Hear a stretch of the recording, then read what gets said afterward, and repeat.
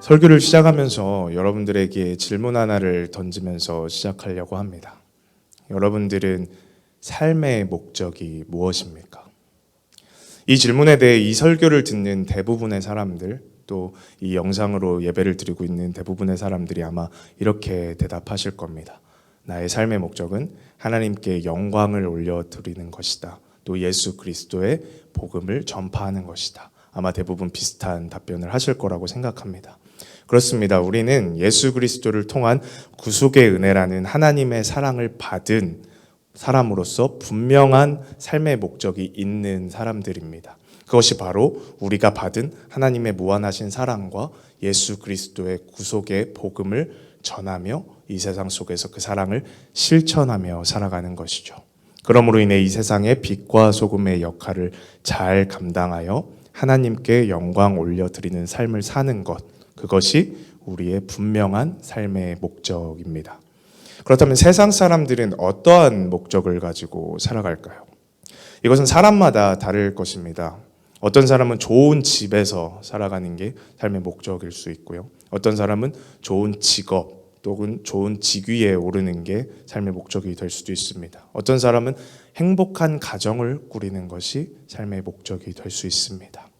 이처럼 돈, 명예, 직위, 행복, 안위 등이 세상 사람들의 삶의 목적이 될 것입니다. 그런데 과연 그러한 목적의 삶이 우리의 최종적인 목적이 될 수 있을까요? 사실 우리는 이러한 목적을 실제로 이루어낸 사람들을 꽤 많이 보게 됩니다. 자신의 삶의 목적인 부와 명예, 권력을 다 이뤄낸 사람들을 종종 보게 됩니다. 그런데 역설적이게도 그것을 다 이루었던 사람들은 마지막에 가서 공통적으로 말하는 게 있습니다. 바로 이것이 최종적인 답이 아닌 것 같다라고 고백을 하는 것입니다. 물론 세상을 살아가면서 행복한 삶을 살기 위해 열심히 일을 하고 돈을 벌고 관계를 꾸려나가는 것은 매우 중요한 일입니다. 제가 그 자체가 잘못된 것이라고 말씀드리는 것이 아닙니다. 제가 말하고 있는 것은 그러한 것들이 최종적인 삶의 목적이 되었을 때의 이야기를 하는 것입니다. 분명하게 말할 수 있는 것은 세상의 부와 명예, 권력, 안위 등 그 어떤 요소가 채워지더라도 그것이 최종 목적이 되면 결코 그 삶은 충족될 수 없다는 것이죠.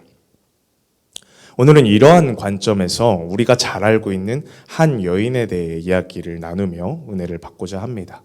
오늘 본문의 말씀인 사마리아 여인의 이야기는 교회를 일정 기간 이상 다니신 분들이라면 수도 없이 들었을 말씀입니다. 말씀뿐 아니라 이 사마리아 여인에 대한 찬양도 굉장히 유명합니다. 제가 아주 좋아하는 찬양인데요. 우물가의 여인처럼 난 구했네. 헛되고 헛된 것들을. 그때 주님 하신 말씀, 내 샘에와 샘물을 마셔라. 생수를 마셔라. 오늘 본문에 나오는 사마리아 여인은 찬양에서 설명하고 있듯이 헛되고 헛된 것들을 구하는 삶을 살아왔습니다. 오늘 본문을 함께 보면서 이 이야기를 해보고자 합니다. 본문은 예수님께서 유대에서 갈릴리로 가시던 중에 거쳐갔던 사마리아에서 벌어졌던 일을 다루고 있습니다. 많은 분들이 알고 계시듯이 당시 유대인과 사마리아인의 관계는 굉장히 좋지 않았습니다. 그 이유에 대해서 간략하게 설명을 하자면 이스라엘이 왕권 시대가 세워지면서 사울 왕, 다윗 왕, 솔로몬 왕을 거치고 나서 나라가 두 개로 분열되게 됩니다. 북이스라엘, 남유다로 나뉘게 되는데요. 시간이 흘러서 이 북이스라엘은 아수르라는 나라의 멸망을 당하게 됩니다. 근데 이 북이스라엘의 수도가 사마리아였죠. 아수르 사람들은 수도 사마리아까지 점령하고 나서 그 이름을 따서 지방 영토에 사마리아를 세우게 됩니다. 이곳에서 원래 사마리아의 일부 사람들이 추방당하고 반대로 이방인들이 그 땅에 들어와 살게 됩니다. 그래서 그들이 섞여 혼혈 민족을 이루게 되죠. 그 사람들이 바로 우리가 아는 사마리아인인 것입니다. 반면 남유다는 북이스라엘이 멸망한 이후 조금 더 시간이 지나서 바벨론이라는 나라의 멸망을 하게 됩니다. 그때부터 힘든 포로 시기를 거치게 되고 어렵게 귀환을 하게 됩니다. 다시 고향으로 돌아와 성전을 재건하게 되는데, 그때 이 돌아온 남유다 사람들은 사마리아인들의 도움을 거부합니다. 그 이유는 민족성을 계속해서 지켜온 우리와 혼혈 민족을 이룬 너희 사마리아인들은 같은 민족이 더 이상 아니다라고 말하는 이유 때문이었습니다. 이러한 이유로 유대인은 사마리아인을 굉장히 경멸했다는 것이죠. 이러한 상황 속에서 종교적으로도 둘의 관계가 더욱 악화되어 갑니다. 사마리아인들은 유대인과 다르게 모세 오경만을 인정하고 나머지 구약 성경을 거부했고, 또 유대인들이 예루살렘에서 예배를 드리는 것과 다르게 자신들은 그리심산을 예배 장소로 여겨서 성전을 세우고 거기서 예배를 드리게 됩니다. 이러한 인종적인 문제, 종교적인 문제 등에서 커다란 갈등을 가지고 있었기 때문에 유대인과 사마리아인들은 사이가 매우 나빴던 것입니다. 조금 더 정확하게 말한다면 유대인들이 사마리아인을 굉장히 경멸하는 그런 관계였다는 것입니다. 이러한 배경을 이해한 상태에서 예수님과 사마리아 여인의 만남을 바라보아야 그 둘의 대화와 반응을 바르게 이해할 수 있다는 겁니다. 요한복음 4장 5절에서 7절을 한번 읽어보도록 하겠습니다. 사마리아에 있는 수가라 하는 동네에 이르시니 야곱이 그 아들 요셉에게 준 땅이 가깝고 거기 또 야곱의 우물이 있더라. 예수께서 길을 가시다가 피곤하여 우물 곁에 그대로 앉으시니 때가 6시쯤 되었더라. 사마리아 여자 한 사람이 물을 기르러 왔음에 예수께서 물을 좀 달라 하시니, 사마리아를 거쳐가던 유대인 예수님과 물을 뚫어 나온 사마리아 여인이 만나게 된 장면인 것입니다. 성경에서 말하는 6시는 우리가 잘 알고 있듯이 대략 정오쯤이 됩니다. 즉 가장 햇볕이 따가운 시간이라는 것이죠. 이 상황을 잘 이해해야 하는 것은 예수님과의 만남이 사마리아 여인에게 있어 2단계에 걸쳐 굉장히 불편한 만남이었다는 겁니다. 첫 번째는 이 여인이 아무도 물을 뚫어오지 않는 이 정오에 왔다는 것을 보고 추측을 할 때 이 사람이 사람을 마주치는 것 자체를 굉장히 극도로 피하고 꺼려한 사람이었다는 거예요. 즉 누구와도 마주치고 싶어 하지 않는 사람이었는데 사람을 마주쳤다는 게 첫 번째 불편함입니다. 두 번째 불편함은 하필이면 마주친 사람이 바로 유대인 예수님이었다는 것이죠. 이렇게 사마리아 여인에게는 데미지가 2배로 오는 충격적인 만남이었다는 겁니다. 아마 여인은 우물로 걸어오면서 속으로 그랬을 것 같아요. 눈도 마주치지 말자. 나에게 해코지를 하면 어떡하지? 빨리 물만 뜨고 돌아가도록 하자. 그런 생각을 했을 수 있을 것 같습니다. 물론 그녀의 속마음을 알 수는 없지만 성경의 다음 대화들을 보면 충분히 이러한 생각을 가졌을 거라는 것을 추측할 수가 있다는 것이죠. 요한복음 4장 9절을 보면 사마리아 여자가 이르되 당신은 유대인으로서 어찌하여 사마리아 여자인 나에게 물을 달라 하나이까 하니 이는 유대인이 사마리아인과 상종하지 아니함이로라. 얼른 물을 두고 가고 싶었던 사마리아 여인에게 물을 달라고 유대인인 예수님이 말씀을 하시니 여인은 크게 당황을 하였습니다. 왜냐하면 9절 말미에 나와 있듯이 유대인이 사마리아인과 상종도 하지 않았던 것이 당시 현실이기 때문이죠. 요한복음 4장 10절을 이어서 보면 예수께서 대답하여 이르시되 내가 만일 하나님의 선물과 또 내게 물 좀 달라 하는 이가 누구인지 알았더라면 내가 그에게 구하였을 것이요 그가 생수를 내게 주었으리라. 저는 이 부분을 읽으면서 항상 드는 생각이 있습니다. 이 대답에 대해서 이 여인이 얼마나 황당하고 당황했을까라는 생각입니다. 제가 특별히 그렇게 생각했던 이유는 대부분의 예수님을 만났던 사람들은 자신들이 직접 찾아온 케이스가 많이 있습니다. 특별히 이방인 같은 케이스는 굉장히 대단한 신앙심을 가지고 예수님을 직접 찾아왔던 케이스가 많이 있는데요. 먼저 우리가 잘 알고 있는 백부장이 그렇습니다. 이 이방인 백부장은 예수님께 자신이 사랑하는 종이 병에 들어 죽게 되어서 그 종을 구해달라고 간청하기 위해 찾아옵니다. 그런데 그 믿음이 얼마나 대단했는지 성경 9절에 나옵니다. 누가복음 7장 6에서 7절을 보면 예수께서 함께 가실새 이에 그 집이 멀지 아니하여 백부장이 벗들을 보내어 이르되 주여 수고하지 마옵소서 내 집에 들어오심을 나는 감당하지 못하겠나이다. 그러므로 내가 주께 나아가기도 감당하지 못할 줄을 알았나이다. 말씀만 하사 내 하인을 낫게 하소서. 이러한 백부장의 믿음을 보시고 예수님께서는 이스라엘 중에서도 이만한 믿음을 보지 못했다고 굉장한 극찬을 하십니다. 또 다른 케이스로는 이방인 수로보니게 여인이 있습니다. 더러운 귀신이 들린 자신의 어린 딸을 고침을 받기 위해서 예수님의 소문을 듣고 찾아와서 발 아래 엎드려서 간청을 합니다. 그런데 이 장면에서는 예수님의 반응이 결코 긍정적이지 않았다는 것을 알 수가 있습니다. 마가복음 7장 27절을 보면 예수께서 이르시되 자녀로 먼저 배불리 먹게 할지니 자녀의 떡을 취하여 개들에게 던짐이 마땅치 아니하리라.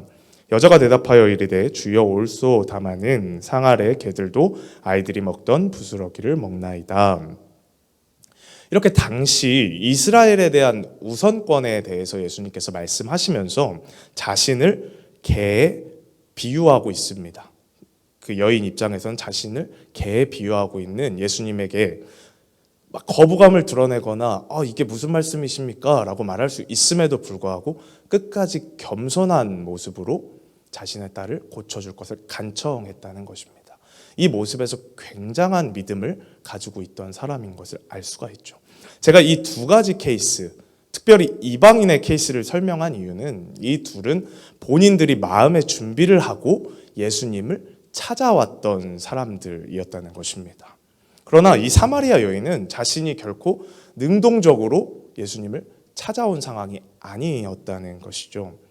전혀 생각지도 못한 상태에서 예수님께서 갑자기 자신에게 찾아온 상황이기 때문에 매우 다른 상황이라는 것입니다. 게다가 이 여인은 이방인 중에서도 순서가 가장 뒷전에 자리 잡고 있을 거라고 생각이 들 만한 유대인과 가장 사이가 안 좋은 사마리아인이었다는 것이죠.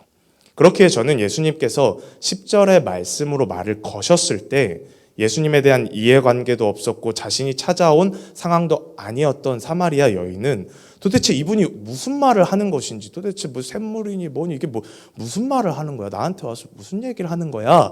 라는 생각이 들었을 것 같고, 또 빨리 이 사람의 얘기를 마무리하고 회피하고 싶었을 거라고 생각이 들어서 저는 이 부분을 늘 볼 때 좀 여자가 어땠을까, 어떤 생각을 했을까 늘 생각을 하면서 읽게 되었었습니다. 그런데 11절에서의 여자의 대답은 제 예상과는 다르게 매우 차분합니다.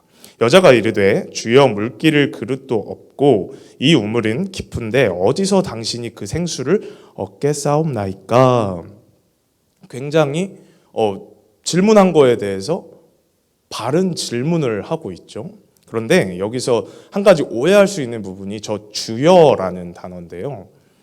우리가 예수님을 알지도 못하고 믿지도 않는 사람이 어떻게 처음 만나서 주여라고 고백을 할 수 있지? 원래 믿었던 거 아니야, 예수님을? 이렇게 좀 오해하실 수 있을 것 같아서 제가 이 내용을 좀 설명하려고 합니다. 주여라고 말하는 것은 여기서 예수 그리스도를 고백하는 것이 아니라 선생님의 의미로 부르는 것임을 알 수가 있습니다. 제가 앞서 말씀드린 상황과 같이 이 여인은 예수님에 대해서 전혀 무지한 상태였고 아직 그를 주로 인정할 만한 사건을 경험하지 못한 상황이라는 것이죠. 그래서 영어 성경인 다시 켜주시면 감사하겠습니다.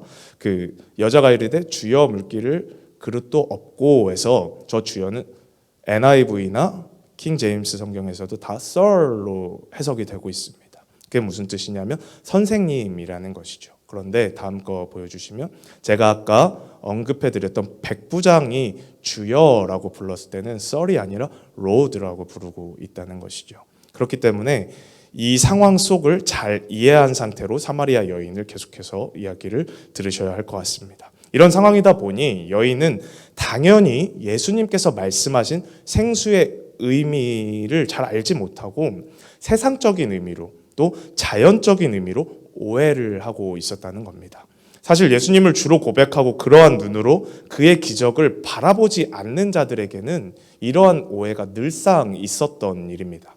요한복음 2장에서도 비슷한 이야기가 나오는데요. 요한복음 2장 20에서 21절을 보면 유대인들이 이르되 이 성전은 46년 동안에 지었거늘 내가 3일 동안에 일으키겠느냐 하더라. 그러나 예수는 성전된 자기 육체를 가리켜 말씀하신 것이라.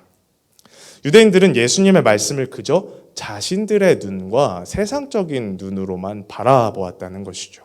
그렇기 때문에 어찌 46년이나 걸려서 지은 성전을 너가 3일 만에 짓는다는 말도 안 되는 이야기를 하고 있느냐라고 이야기한다는 거예요.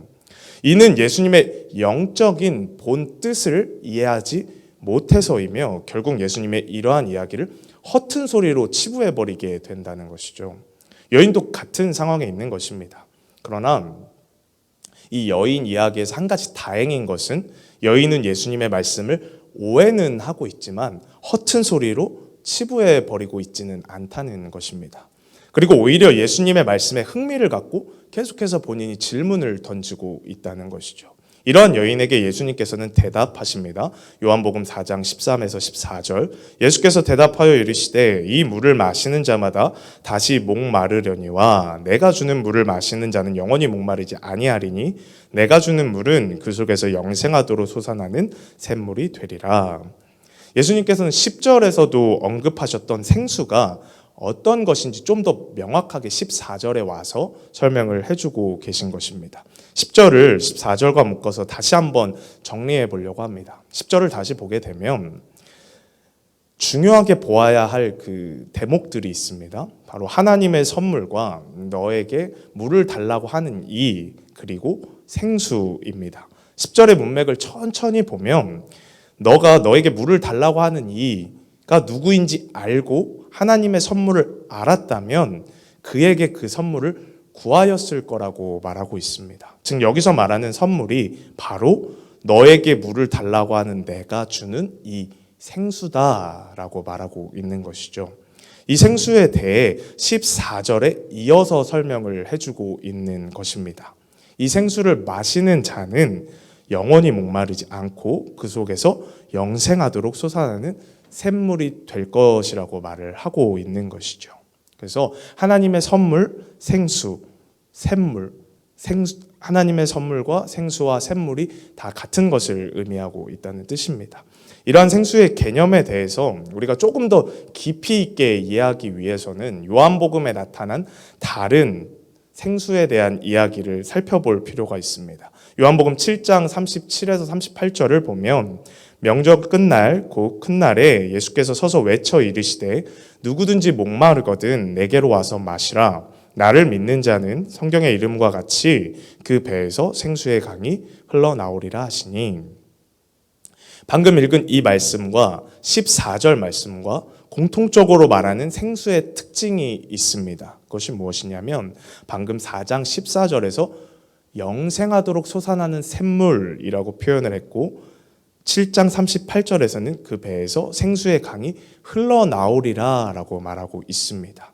즉 둘의 공통적인 특징은 이 생수가 고여있고 고갈되는 것이 아니라는 것이죠. 솟아 흘러나오는 것이라고 말씀하고 계십니다. 즉 이 생수를 받는 자는 여인에게 말씀하셨듯이 더 이상 목마르게 되지 않을 것이라고 말씀하고 있는 것입니다. 왜냐하면 마르지 않고 계속해서 솟아 흐르는 것이 이 생수며 샘물이기 때문입니다. 그러면 도대체 이 생수가 무엇을 말하는 것인지가 궁금해집니다. 7장 38절에 이은 39절에서 이것이 무엇인지 분명하게 이야기해주고 있다는 것이죠. 이는 그를 믿는 자들이 받을 성령을 가르쳐 말씀하신 것이라. 하나님을 나의 아버지로 믿고 예수 그리스도를 주로 고백하는 자들에게는 성령이 임하신다는 이야기를 하고 있는 것입니다. 그러한 성령은 더 이상 우리가 메마르지 않도록 하신다는 것이죠. 왜냐하면 계속해서 우리 속에서부터 흘러 넘치기 때문입니다. 이러한 예수님의 이야기를 들은 여인은 말합니다. 자신에게 그러한 물을 달라고, 목마르지도 않고 또 여기 다시 물을 기르러 오지 않아도 되는 그 생수를 저에게 주십시오. 그 설명하는 생수를 주십시오라고 말을 하고 있습니다. 그러면 더 이상 내가 앞으로 사람들 피해가면서 사람들이 두려워서 여기 햇병 짹짹 찔 때 물을 들어오지 않아도 되지 않습니까? 라고 말을 했습니다. 이런 질문 속에서 여인은 여전히 예수님의 말씀을 영적으로 이해하지 못하고 있다는 것을 우리는 바로 눈치를 챌 수가 있습니다. 그럼에도 이러한 뭘 이해해서 나온 여인의 답변 속에서 우리가 알 수 있는 또 다른 것이 있습니다. 그것은 무엇이냐면 바로 그 여인의 삶이 너무나 목말라 있고 여인 자체가 그 삶에서 벗어나고 싶어 하고 있구나라는 점입니다. 그러한 여인의 상태를 아시는 예수님께서는 갑자기 뜬금없는 명령을 하십니다. 바로 남편을 불러오라는 이야기인데요. 그 말에 남편이 없다고 대답하는 여인에게 예수님께서는 너의 말이 맞다며 이렇게 말씀을 하십니다. 요한복음 4장 18절 너에게 남편 5이 있었고 지금 있는 자도 내 남편이 아니니 내 말이 참되도다. 예수님이 이 말을 하셨을 때가 여인이 드디어 최초로 예수님을 제대로 바라보는 인식이 생긴 순간입니다.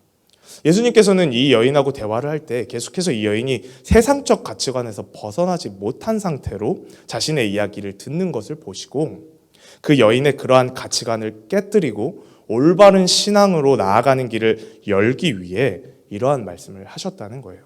즉 자신이 여인의 모든 것을 알고 있는 분이며 직관적으로 그것을 보여줌으로써 믿음의 길을 열어주고 있다는 것입니다. 이러한 말씀을 들은 효과는 바로 다음 절에서 나타나는데요. 계속된 뭘 이해로 인해 자신을 괴롭지 않게 해줄 것 같은 뭔가 마술적인 물에 집착을 하던 이 여인은 이제는 예수님에게 관심을 가지면서 그에게 예배라는 본질에 대한 질문을 하는 모습으로 변화되게 됩니다. 저는 이 부분을 보면서 많은 생각을 하게 되었습니다. 예수님께서 이 여인에게 남편의 이야기를 했을 때 여인 입장에서는 굉장히 충격적이었을 거예요.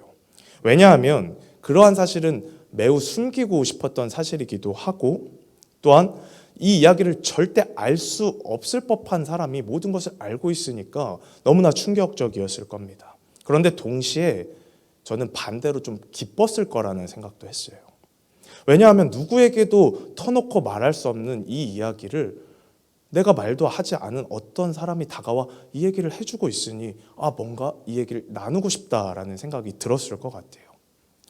게다가 이 사람은 유대인임에도 불구하고 사마리아인인 자기를 굉장히 호의적으로 봐주고 있고 샘물을 준다고 굉장히 좋은 태도를 가지고 자기에게 말을 하고 있었기 때문에 사마리아인 여인 입장에서는 이 남편 이야기를 뭔가 다 털어내고 나의 상처를 다 털어내고 이 사람하고 이야기를 하고 싶다라는 기쁨도 있었을 거라는 생각이 들었습니다. 자신의 모든 과거 상처 아픔들을 다 구구절절히 털어놓고 싶었을 것 같아요. 저라면 이런 상황에서 이런 사람을 만났다면 그렇게 행동을 했을 것 같습니다.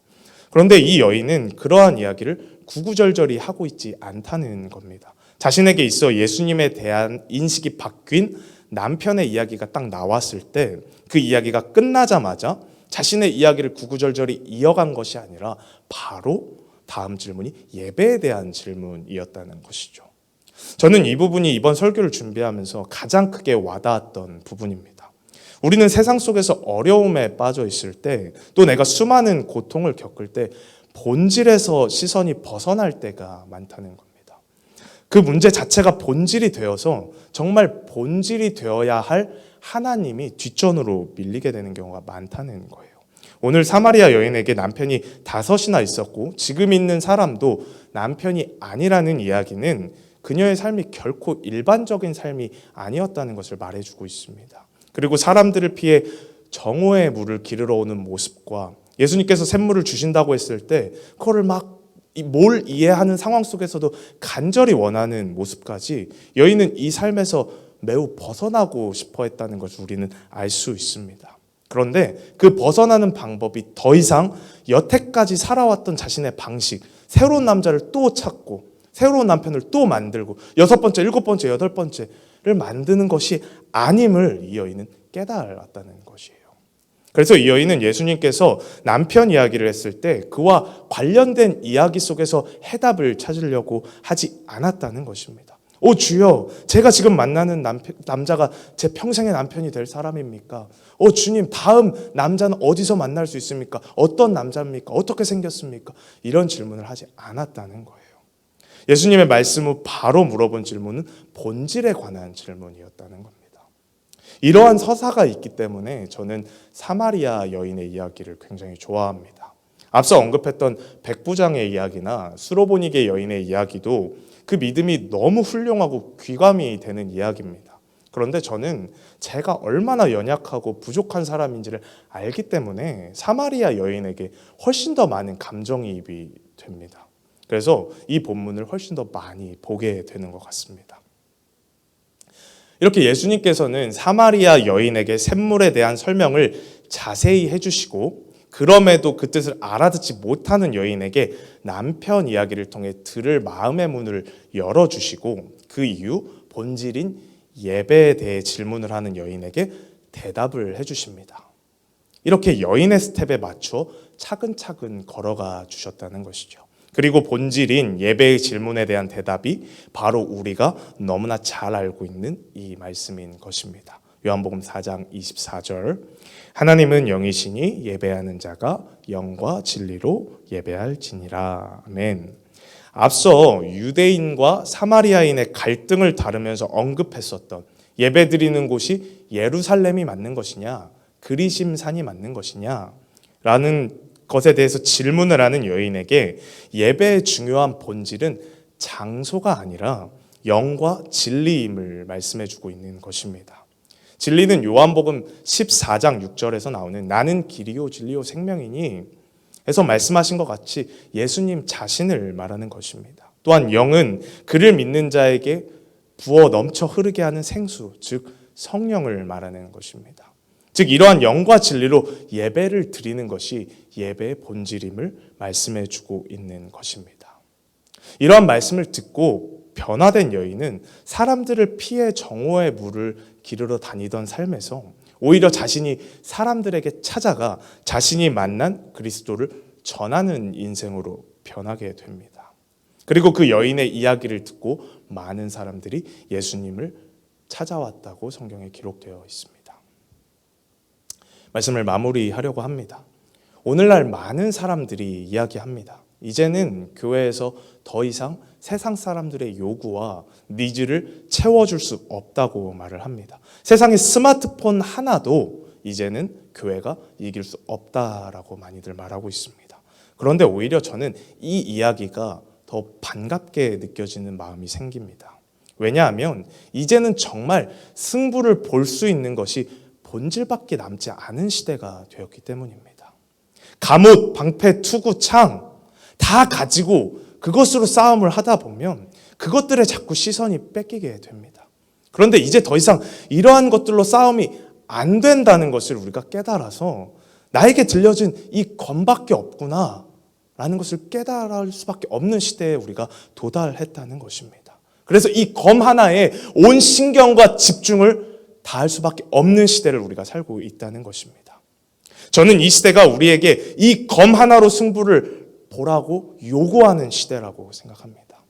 오늘 사마리아 여인이 이야기에서 그녀가 결코 또다시 갑옷, 방패, 투구, 창, 새로운 남자, 새로운 세상을 바라보면서 삶을 선택하면서 길을 찾지 않았던 것처럼 우리도 단 하나의 검, 예수 그리스도라는 검을 쥐고 갑옷, 방패, 창으로 뿔뿔이 흩어져 있었던 우리의 가치관이 단 하나로 모아져야만 이 세상을 이겨낼 수 있다는 것을 여기서 메시지로 전해주고 있다는 것입니다. 우리는 이제 본질을 바라보고 전해야 합니다.